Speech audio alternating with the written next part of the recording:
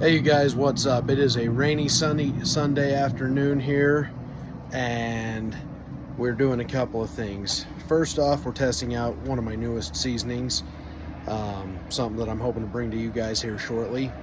And the second thing we're doing is we are getting ready, we're practicing for our Thanksgiving feast. So check this out. Okay, so here we have we're practicing on a chicken because turkeys are freaking 57 bucks right now or more. But we're practicing on a chicken here, and we are doing a new style that they're doing called froggy style chicken. It's kind of like spatchcocking, except for instead of opening it up along the spine, you open it up between the back and the breasts. So they say that it cooks faster than a spatchcock chicken or turkey, so we're going to give that a shot and see how it turns out. But we'll be back and let you know. Alright guys, so I just came out here and I put my probes in, and we are running the Inkbird today. I love this thing. I can run up to 4 probes at a time and get real-time data wherever I have cell phone service.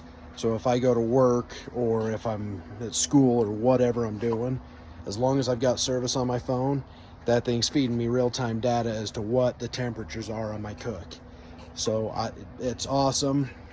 I recommend getting something like that. I know there's a lot of really good probes on the market. This is the one I have. I love it. All right, guys, so it's been just over an hour since we put this chicken on, and look at that. It's looking awesome. So we're gonna add a little bit more to it. All right, so we're gonna do some candied yams with this. So down at the bottom, we've got brown sugar, and we've got 1 stick of butter cut up into pads. We're gonna hit it with the Big Man Outdoors coffee rub for a little bit extra flavor. And we're gonna let this roll with the chicken. We're gonna turn the temperature up to 300 to get it done. And we'll be back when it's finished. Guys, so this chicken's coming along really nicely. Look at the Inkbird over here. And our thigh has hit 175 now. Our target temperature was 160, and our breast is at 152. So as soon as that breast comes up to 165, we will pull it. And in the meantime, we're going to add some marshmallows to our yams. So there's dinner. Alright guys, so here we are with this chicken. It is done. Our breast is hit 165, and our thighs are at 185. So we're gonna pull it, take it in, and let it rest. Okay guys, here's our frog style chicken. And we've got it broken down. We've got our breast, wings, 2 thighs, and then back meat.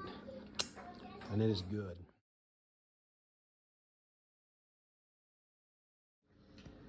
All right, guys, so our chicken finished. It was done in just under 2 hours, and it's awesome because it was done really, really well. It's not scorched or burned at all.